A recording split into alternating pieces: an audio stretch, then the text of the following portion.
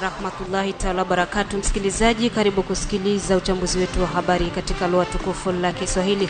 Uchambuzi ambao unajumuishwa na ukurasa wa habari muhimu, ripoti za wanaripota wetu kutoka kona mbalimbali, ukurasa wa habari za michezo pamoja na habari za kitaifa na zile za kimataifa. Msomaji wako ni Bukuru Tantine Aldama, fundi mitambo ni zake Mungu cha Ashibe. Na kualika msikilizaji kuambatana nami mwanzo hadi tamati, nasema karibu.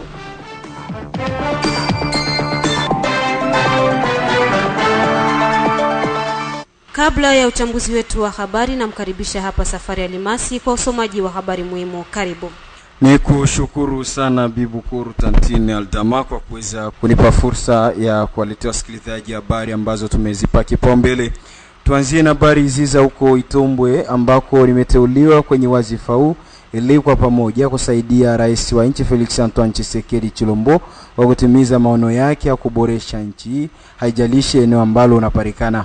Ndivyo amesema mkuu wa sekta mpya ya Itombwe Lubunga Batango Chipapi, ambaye pia ametoa mkono wa pole kwa familia zilizopoteza wapendwa wao kwa shambulio za ndege zisizo na rubani zilizoendeshwa na AFC M23 kwenye eneo la Point Zero. Na kwingineko ni huko Uvira ambako shirika jipya la raia kusini mwa jimbo hili pa Uvira yenye makao yake makuu vile pa Uvira limeomba wananchi wa ukanda huu kuondoa woga juu ya odo yenye kuzagaa mitandaoni semayo kuwa baada ya siku 10 tu waasi wa AFC M23 watarudi tena pa Uvira. Huyu ameomba wananchi kuwa na imani na jeshi la taifa FARDC pamoja na wazalendo. Bibu Kurtantine, tumalizie na habari hizi za kitaifa ambako waziri mkuu nchini DRC BJD Tumino Tuluka amesema kuwa wahamiaji haramu ambao wamewasili kutoka nchini Marekani hawatakaa nchini humu kwa muda mrefu na hakuna chochote kile serikali ya DRC inanufaika nacho kupitia hatua hiyo, bali ni msaada tu ambao wamehamua kutoa. Niyo ndio ambao nilikuwa nayo. Asante sana Safari Alimasi kwa usomaji wako huo wa habari muhimu. Na sasa tuangazie uchambuzi wetu wa habari tukianzia katika mji wa Baraka. Kiongozi wa shirika la APML, Association des propriétaires des maisons en location kwa Kifaransa, limeomba wanamemba wake kujiandaa vema kwa kulipa tozo ya IRL ambayo huwa inalipwa kwa mwaka. Pia akiomba watu wa mji wa Baraka kujitokeza kwa wingi ili kujiunga kwenye shirika hilo. Akiwa kwenye mahojiano na Radio Kivu Jumatatu hii tarehe 20 Aprili mwaka huu, mwenye Nababile Mbeleji Otrefu amesema kuwa ni vema kulipa tozo hiyo kwenye ofisi yao na sio kwenye milango ya watu, kama anavyoanza kuonesha lengo kuu la wao kuasili kwenye Radio Kivu. Tumefika kwenye Radio Kivu kwa ajili ya kupenda kutayarisha wanamemba wetu kama wamembre wa APML kwamba wakati umewasili kwa ajili ya kujitayarisha kwa kulipa taksi ya IRL. Taksi ya IRL maana ni taksi ambayo inalipwa kwa mwaka, na tunapenda kuhamasisha wanamemba wetu kwa ajili ya kulipa taksi ya mwaka. Taksi ya inalipwa kulingana milango ya manyumba anaishikilia, lakini inalipwa kwa 15% kwa mwaka. Wanamemba ni watu ambao wanamiliki nyumba za upangaji. Kila mtu ambaye anashikilia nyumba yake ya upangaji ni yake binafsi ndio anakuwa mwanamemba, na tena mwanamemba ni yule mtu mwenye amejiorozesha, maana mkifaransa kujiadere kwenye association ile. Kuna faida kabisa kwenye association ile. Wakati mtu anajiadere ni wakati mtu anajiadere anakuwa anajulishwa vipengele vyote namna gani mtu anaweza kuishi na association na namna gani mtu anaweza ishi na shirika la DPMR. DPMR ni shirika ambalo linatoza pesa za IRL na huyo mtu anafunzwa na shirika letu la APML namna gani anaweza lipa zile franga na kwa échéance gani atazilipa na ataweza pata document namna gani. Ndio maana tunapenda kuambia watu wa Baraka, watu wote wa member wetu na wenye wasio kuwa na member wetu wanaweza kujitairisha kwa kujiunga kushirika la APML. Maana APML ni shirika ambalo linasaidia watu wenye manyumba Baraka mzima. Tunawaomba waje wajiunge kwa wingi katika shirika la APML. Taksi hiyo ndio inalipiwa mara kwa biro ya DPMR, lakini kwa association ya APML, Association des propriétaires des maisons en location, tuko na ofisi yetu. Franga zile zinabidi zipite kwa biro yetu, tunamsikiliza tunampeleka mpaka kwa biro ya DPMR. Mtu hapashi kulipa franga mubarabara, franga zinapaswa kulipwa entre kwa biro ya APML zinaenda kwa biro ya DPMR. sababu DPML ndio apashe kushikilia na ule mtu anapata kikaratasi yake ambao tunaita mkimombo documents. Jumbe wa kuongezea ni kwamba ni ile ambayo naenda kusema kama watu wajitahirishi kufika kwenye ofisi, sababu wakati mnaenea ofisi ni pale ku biro tu afeke, tunafungua biro kwa kila siku asubuhi mara magharibi na saa 8. Chance ya mwisho taxi ni ya mwaka mzima, lakini inakuwa na wakati inafikia mapenalite zinafika. Na wakati kama mapenalite inafika inakuwa vibaya zaidi, lakini hivi ni wakati sasa tuko mu Avril, inaomba watu waanze kudeclare manyumba zao na mpaka kesho tutafika mwezi wa 8, wa 9, wa 10 ili inakuwa ikifika mwezi wa 10 inakuwa mapenalite. Uongozi wa shirika la vijana wasomi wa tarafa la Fizi na mji wa Baraka JIF umekemea vitendo vya wizi na ufyatuaji wa risasi holela vinavyoendeshwa na watu wenye kushikilia silaha wanaosemwa kuwa ni wanajeshi wa jeshi la taifa mjini Baraka.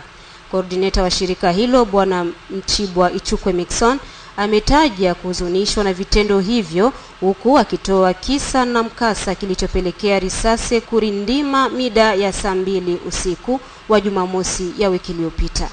Hali ambayo inaendelea katika jiji letu la Baraka inahuzunisha sana, na zaidi ya kuhuzunisha inaleta aibu kwa jeshi la taifa.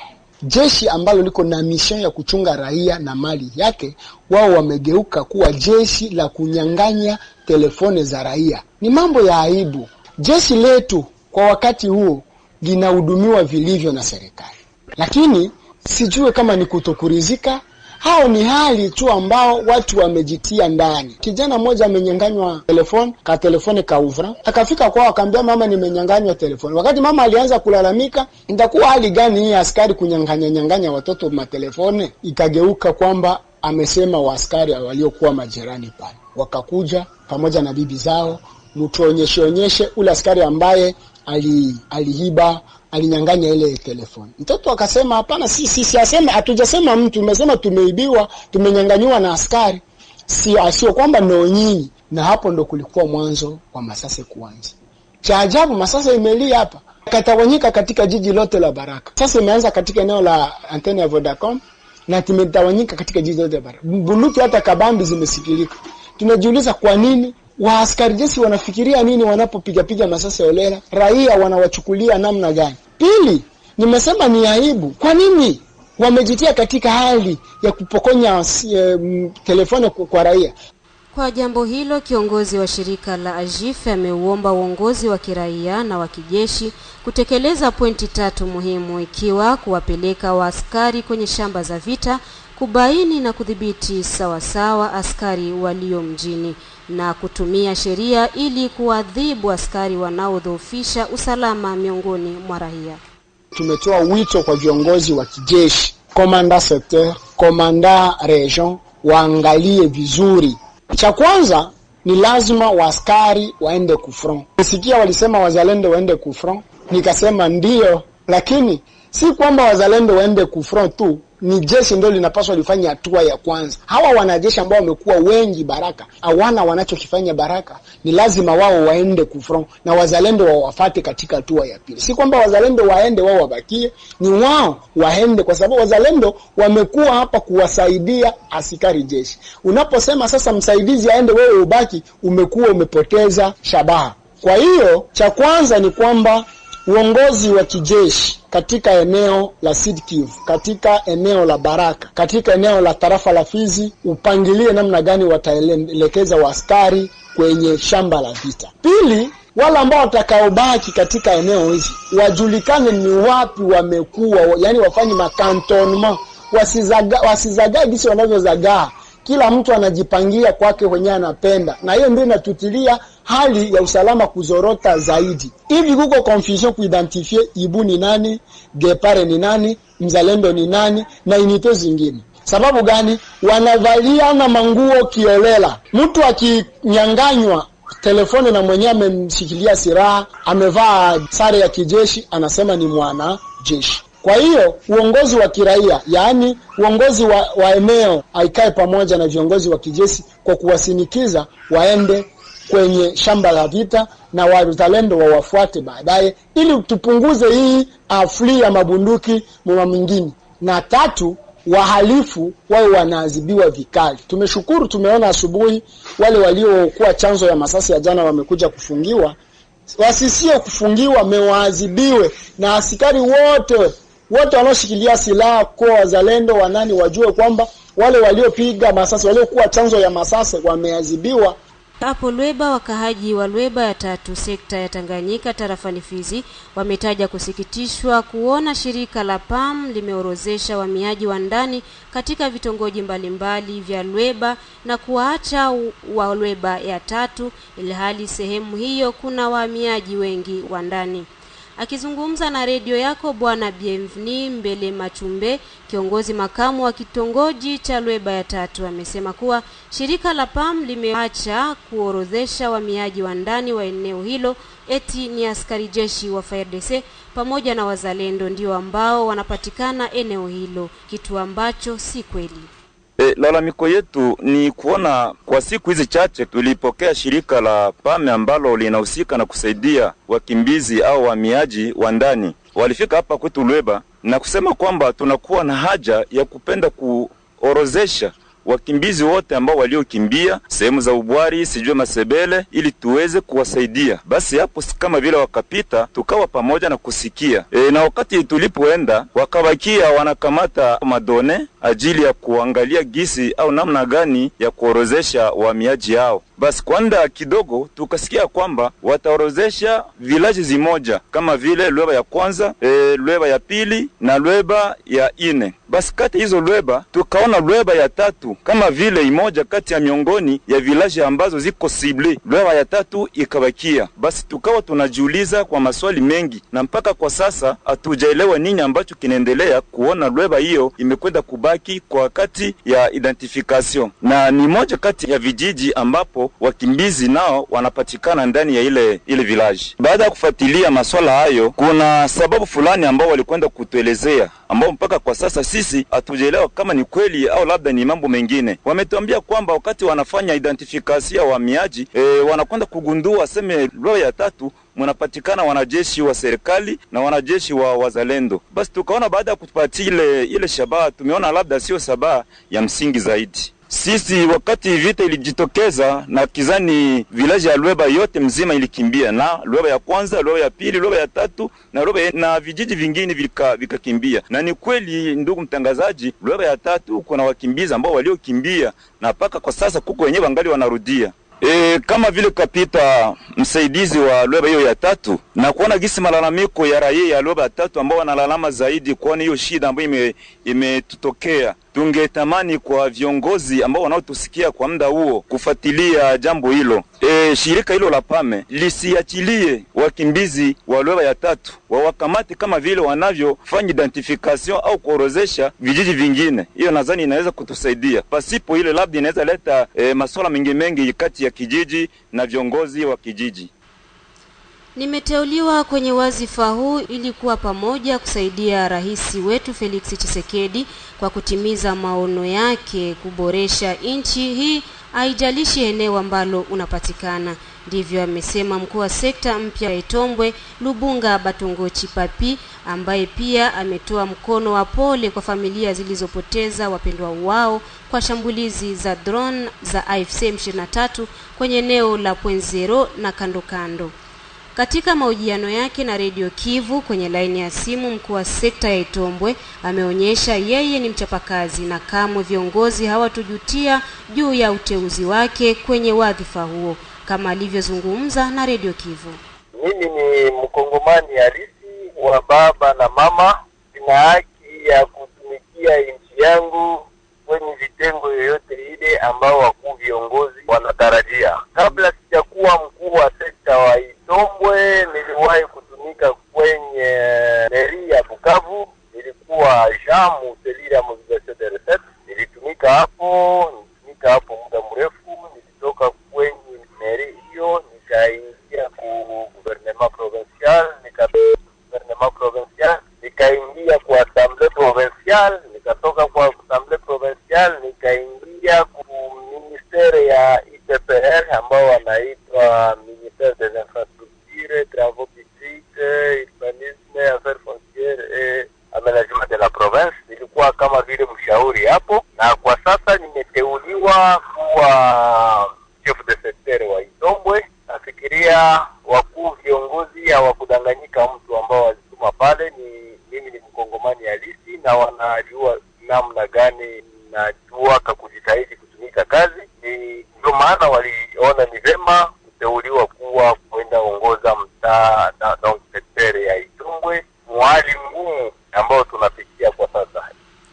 Wakati hayo ya kijiri, namba moja huyo wa sekta ya Itombwe Lubunga Batangochi Papi ameonyesha kuwa sekta anayoiongoza inakuwa shamba la vita ambako kwa sasa raia wa eneo hiyo waishi kwa shida sana, kama anavyoeleza mara tena. Itombwe kwa sasa kwa considere saa zile ligne de front, drone zinapiga saa yote ile.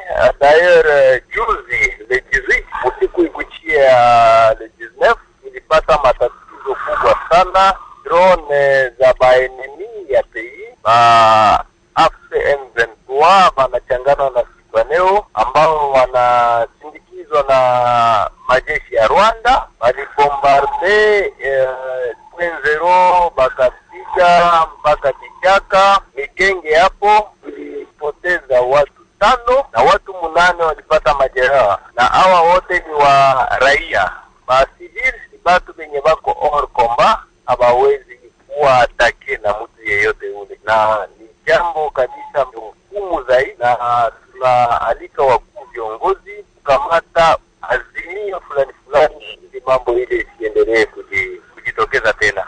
Tunaalika community international implike zaidi mwende situation, mambo hiyo isirudie tena. Itombwe ni sekta ambayo imebaki muda mrefu nyuma kwa hali ya maendeleo. Itombwe barabara kwa sasa ni mbovu, barabara sio nzuri, na habari ya afya. Tayari mwezi jana hapa tulikuwa na tatizo ya ugonjwa wa kipindupindu huwa sana watu.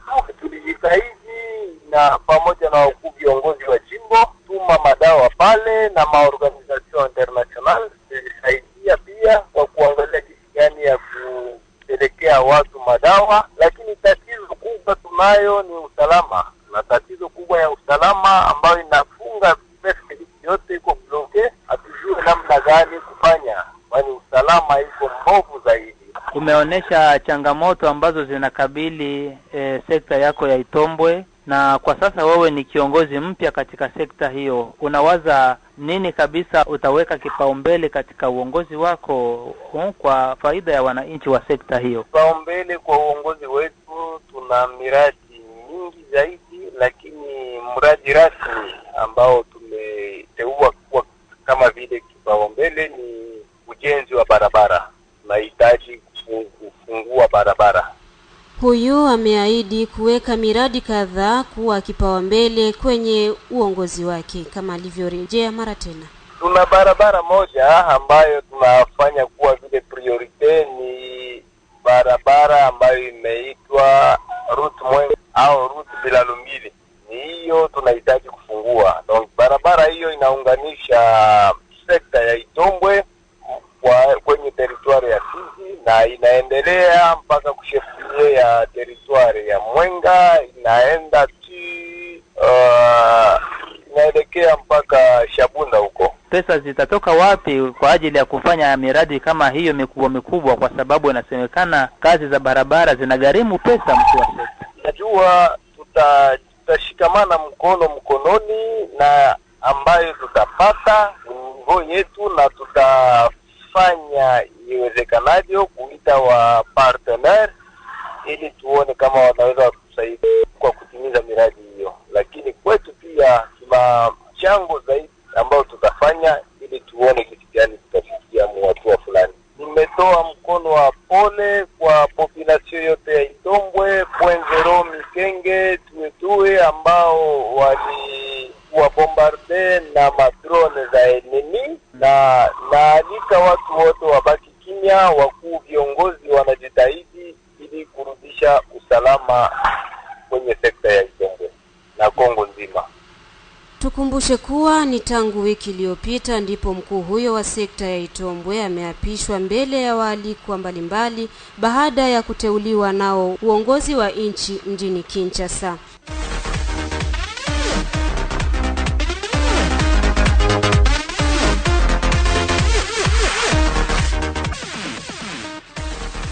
Na sasa ni habari za michezo. Mchezaji wa Atletico Madrid na wa timu ya taifa ya Argentina Julian Alvarez amesema kuwa atajiunga na klabu ya FC Barcelona na wala sio klabu nyingine. Mengi zaidi naye Omari Makelele Ozile. Na barabara kabisa Bukuru Tantine Aldama. Leo katika habari za michezo ni kwamba tuanze na habari za kule Tanzania. Ni kwamba klabu ya Simba imetozwa faini ya shilingi milioni 10 kwa kosa la mashabiki wake kumrushia chupa ya maji mwamuzi msaidizi namba 2 wa mchezo wa dabi ya Mzizima iliyomalizika kwa sare ya tasa mara baada ya mwamuzi huyo kunyoosha kibendera kuashiria mchezaji wa Simba kuweza kuotea. Adhabu hiyo imetolewa mchana wa siku ya kwanza ya tariki 20 Aprili 2026 na kamati ya uendeshaji na usimamizi wa ligi ya bodi ya ligi kuu Tanzania, ambayo imeeleza kuwa kosa hilo ni la kujirudia kwa Simba, ikidai ndani ya msimu huu wa ligi kuu ya pale Tanzania 2025-2026 mashabiki wa klabu ya Simba walitenda kosa hilo katika michezo miwili tofauti na kusababisha klabu hiyo kuadhibiwa. Na tujielekeze sasa kule katika bara la Ulaya. Ni kwamba klabu ya Bournemouth ya pale Uingereza imedhibitisha kocha wa zamani wa klabu ya RB Leipzig Marco Rose atakuwa kocha wao mpya msimu ujao baada ya kocha wao Iraola kuamua kuondoka klabuni hapo. Na winga wa klabu ya RB Leipzig yani Diomande ndiyo mlengwa mkuu wa klabu ya Liverpool kuchukua nafasi ya Mohamed Salah.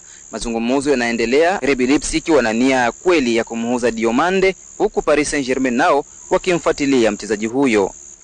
Mchezaji Ademola Lookman pamoja na Alexandre Sørloth watakuwa nje ya uwanja kwa angalau wiki moja, hali itahewafanya kukosa michezo miwili ijayo. Lengo kuu la klabu ya Atletico Madrid ni kuwa wachezaji hao warejee uwanjani katika mchezo wa ligi ya mabingwa dhidi ya Arsenal wiki ijayo. Hata hivyo, jeraha la mchezaji Ademola Lookman linaonekana kuwa kubwa zaidi na muda ni mfupi kwake kuwa tayari kwa mchezo huo.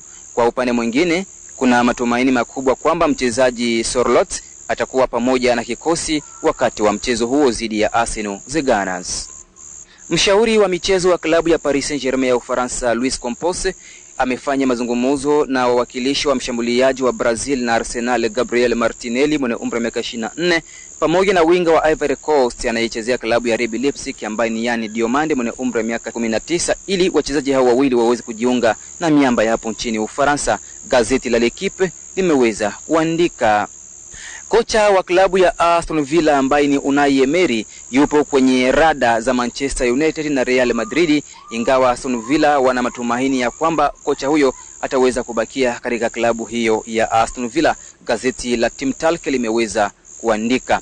Na mwishowe ni kwamba mshambuliaji wa timu ya taifa ya Argentina na klabu ya Atletico Madrid ambaye ni Julian Alvarez, yeye amechagua kujiunga na klabu ya FC Barcelona msimu ujao licha ya mchezaji huyo kuwindwa kwa udi na uvumba na klabu ya Paris Saint-Germain ya Ufaransa pamoja na Arsenal hapo nchini Uingereza.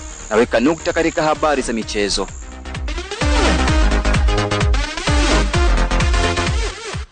Asante sana Omari Makelele Ozile kwa habari hizo za michezo. Msikilizaji, endapo ndo bado unakuja kujiunga nasi, unasikiliza uchambuzi wa habari kutoka kwenye redio ya kijamii Kivu mjini Baraka kupitia mitabeni yake 93.0 FM.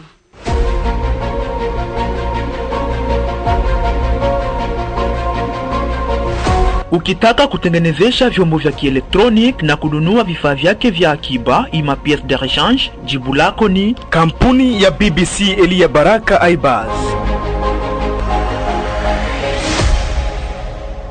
Katika mji jirani wa Uvira, shirika jipya la rahia kusini mwa jimbo hili lenye makao yake mjini Uvira limeomba wananchi wa ukanda huu kuondoa uoga juu ya audio yenye kuzunguka mitandaoni inayosema kuwa baada ya siku 10 waasi wa FCM23 watarudi tena Uvira.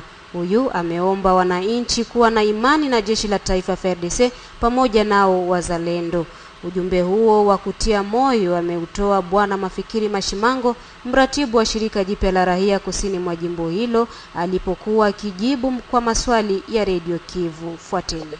Kuambia raia yote ya Uvira, ya Fizi, ya Baraka, kufatana na dabor na message, unakutana kwamba pako audio fulani inaendelea kuzunguka marezo sio, watu wanatuita wanatuambia ya kusema kwamba msiku 10 rebele M23 ataingia mvile ya Uvira. Nilitaka kupana precision kwamba kuambia raia yote ya Kivu, ya Baraka, Fizi, Uvira kwamba ile habari nasemeka watu vraiment wasikupanike. Ya kwanza usiwazi kama kuingia Uvira leo rebele M23 ni chose facile. Ya kwanza hatuna tena wale wasoda wa moya zamani wenye wakati shida ilikuwa kidogo wanakimbia. Ile kwanza ni ya kwanza. Ya pili, il faut kupresize kama ya ma mesure sécuritaire ya mingi isha inakamatika yenye iko facilement kuingia Uvira au Fizi Baraka iko facilement. Ya tatu ni kusema kwamba la diplomatie, il faut vraiment watu wajiapproprier aspect ya diplomatie, kwa sababu haiko kila chirahishi M23 ilitokaka Uvira. Ya hii maexigence diplomatique ilitumaka watu wa M23 wanarudia. Donc nilitaka kurasere raia wasikuna paniki ya mingi, kwa sababu ni parmi ma strategie enemy kucree ma paniki ya mingi porque watu waogope na iko favere yao. Na kama wataka kama raia uko na habari zenye za kindani ya security, inapaswa kujongelea wakubwa na kujua nini naweza waambia porque mena fulani vitu fulani viko planified. Je, unafikiri raia hawana haki ya kuwa na hofu, kwa sababu mara nyingi kunakuwa hiyo expression inaitwa repli strategique? Nawaza kwamba tunabakia comme société civile sana, haiko aspect tusema diplomatique, mais ndio ambaye kama il y a des mesures sécuritaires déjà mises en place par le gouvernement et par les FARDC. Na ukiangalia depuis tuliacha ile mwezi wa 12 na kwa leo poko tofauti sur les militaires sur les fronts. Mais aussi il faut kuelewa kama il y a même des questions sécuritaires et siwezi dale hapa siwezi chia wazi, lakini si wapi moyo, mais il faut kuambia kwamba par rapport na bibi kwa iko kitu cha kuhangaika zaidi tena sana, kwa sababu tumekuja angalia kwamba pako si ma strategia ya wa rebel ya ku create ma panique, watu waogope sana na iko kufavere yao. Ile ndio nitaka kupana eclaircissement. Tumalizie uchambuzi wetu wa habari na habari ya kitaifa ni kwamba waziri mkuu nchini DRC Bijidite Suminwa Tuluka amesema kuwa wahamiaji haramu ambao wamewasili kutoka Marekani hawatakaa nchini DRC kwa muda mrefu, na kuna chochote kile ambacho serikali ya DRC inanufaika nacho kupitia hatua hiyo, bali ni msaada tu ambao wameufanya. Mengi zaidi na Safari Alimasi. Ndiyo, katika Jamhuri ya Kidemokrasia ya Kongo, mapokezi ya raia kutoka nchi nyingine waliotoka Marekani yanaendelea kuzua maoni na maswali katika mazingira ya kijamii na kisiasa ya Kongo. Hakiojiwa kuhusu swala hilo kwenye kipindi cha TV50, Waziri Mkuu Judith Suminwa Tuluka siku ya Jumamosi ya tarehe 18 Aprili 2026 alijaribu kutuliza liu kuwa kisitiza kuwa ni mapokezi ya muda mfupi yanayotokana na makubaliano kati ya nchi yake na Marekani. Kuhusu raia wao wa asili, kiongozi wa serikali ya Kongo Judith Suminwa Tuluka, bila kuingia kwa undani, alidokeza kuwa wanatoka katika nchi 3 za Amerika Kusini. Ni waomba hifadhi waliokuwa Marekani, na katika mfumo wa makubaliano kati ya huduma za uhamiaji za Marekani na Jamhuri ya Kidemokrasia ya Kongo, walikubaliana kuwapokea kwa muda. Wanatoka katika nchi 3 za Amerika Kusini, na kwa sasa tunashirikiana na Marekani pamoja na shirika la kimataifa la uhamiaji ili kuwakaribisha wahamiaji hao kwa muda hadi tutakapopata suluhisho mbadala na kuwaelekeza katika nchi nyingine, alieleza Waziri Mkuu Judith Suminwa Tuluka. Aliendelea kusema, hii ni hatua ya mpito, bado hatujapanga muda kamili, lakini hawatabaki hapa kwa muda mrefu kwa sababu ni mapokezi ya muda hadi utakapopata nchi nyingine za kuwapa hifadhi kwa kuzingatia kikamilifu sheria za kimataifa za kibinadamu. Jamhuri ya Kidemokrasia ya Kongo imekubali kuwapokea kwa masharti hayo. Halipolizwa ni faida gani ambayo DRC imepata kutoka Marekani kwa kukubali mapokezi hayo ya muda, Waziri Mkuu Judith Suminwa alieleza kuwa ni huduma ambayo DRC inatoa kwa Marekani. Aliongeza kusema, ni huduma tunayoitoa kwa Marekani ambao wanagharamia makazi yao hapa kwetu. Wao wanahudumia malazi, chakula na mahitaji yao. Ndani ya makubaliano hayo inawezekana kuwe na wengine zaidi, lakini makubaliano ni kwamba hawatakaa hapa milele, aliongeza Waziri Mkuu Judith Suminwa Tuluka. Jamhuri ya Kidemokrasia ya Kongo tayari imefikia hatua ya kwanza katika utekelezaji wa mpango wake wa kupokea kwa muda raia wa nchi nyingine waliotoka Marekani.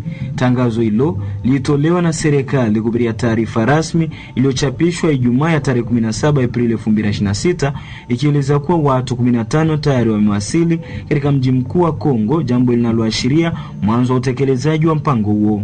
Kutokana na unyeti wa swala hili, limejadiliwa pia katika bunge la kitaifa kupitia mipango miwili ya bunge, swali la papo kwa papo na swali la mdomo lenye mjadala. Hata hivyo, tangu kuwasilishwa kwake, masuala hayo bado hayajawekwa katika ajenda ya kikao cha bunge. Sababu za kuchelewa huko hazijajulikana rasmi, lakini inawezekana zinahusiana na ratiba ya viongozi husika kwa ajili ya kujadili swala hilo katika kikao cha wazi. Nilikuwa nayo kwenye habari za Grefa kwa siku ya leo.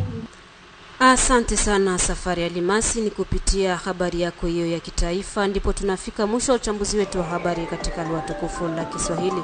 Msomaji wako Bukuru Tantine Aldama, fundi mitambo Izaki Mulucha Ashibe, na kuaga msikilizaji nikikutakia kila laheri. Bye bye.